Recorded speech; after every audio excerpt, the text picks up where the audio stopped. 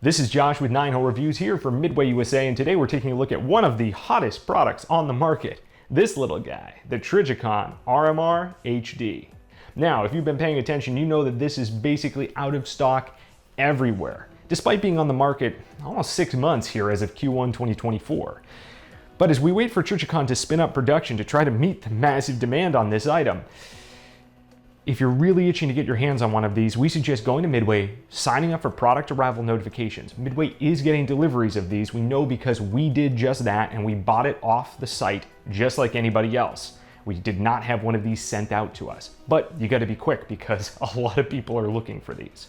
Now, let's dig into the actual review here. What is this? Well, obviously it's a micro red dot, but it's more than that. It is Trijicon's bigger, better version of their RMR, which is obviously one of the OG tried and tested optics for this particular product category.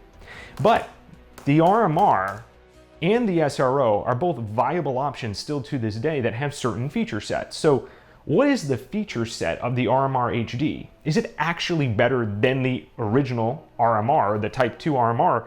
And does it command the price tag that Trijicon is charging for this, which is several hundred above that RMR Type 2? Let's dive right in. So the features of the RMR HD.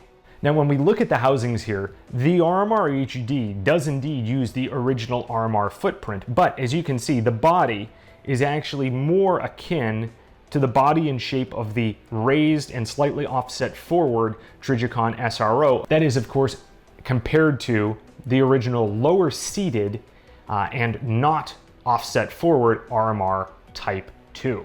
Is that relevant? Well, it can affect what holsters this particular optic can fit into to some degree.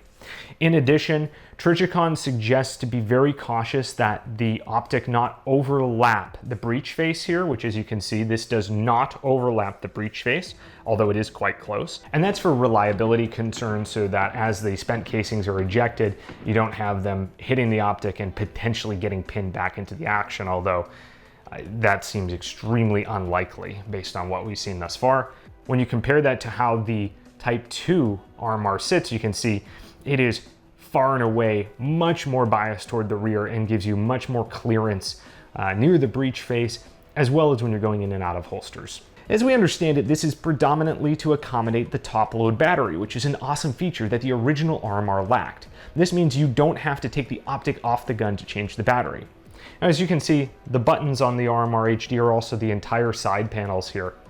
So I was a little concerned that maybe there would be inadvertent activation, but not only does the optic have a lockout feature that allows you to help prevent that, but it just didn't seem to be the case. We've carried with this now quite a bit, and that just simply isn't the case.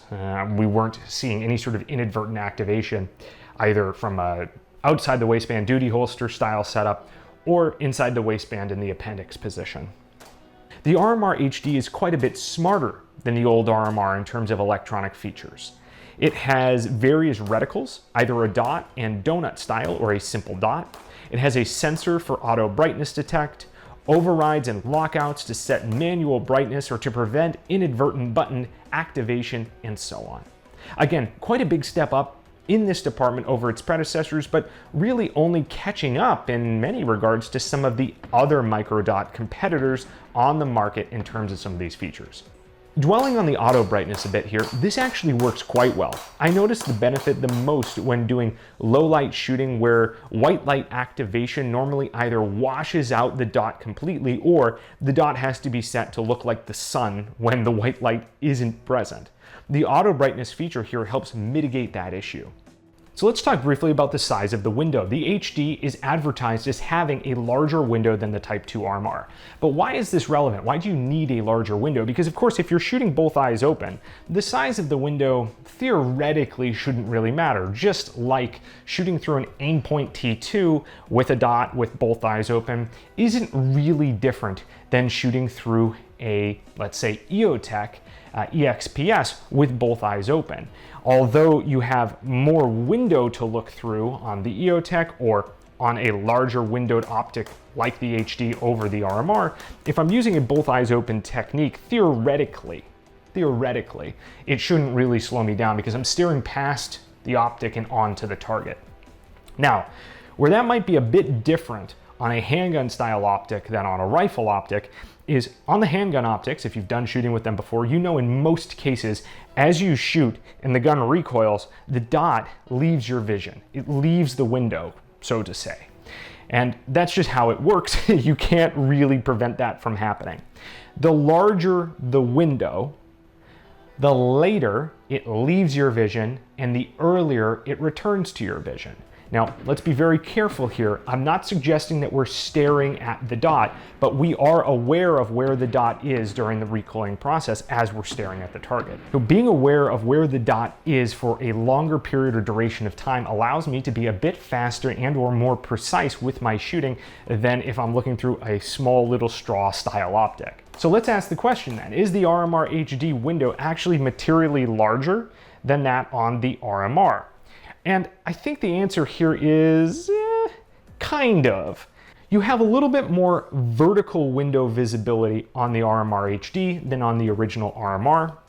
And while that is helpful, it's definitely nowhere close to a meaningful difference if we were to compare, say, the RMR HD against the Trijicon SRO. The Trijicon SRO is, simply put, dramatically bigger in terms of window size. So if you're running an RMR and you've also looked through an SRO and you think that the RMR HD is going to give you an SRO-like feel in terms of window size, I would say that that is going to be a disappointment for you.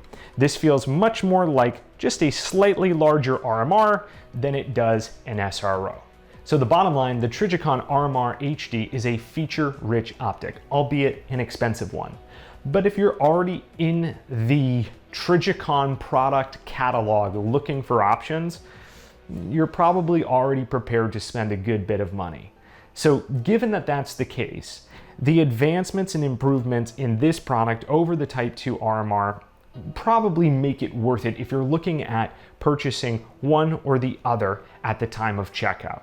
Now, where things get a little bit harder in my mind is if I already have a perfectly functioning Type 2 RMR, should I go out and upscale it to this particular product?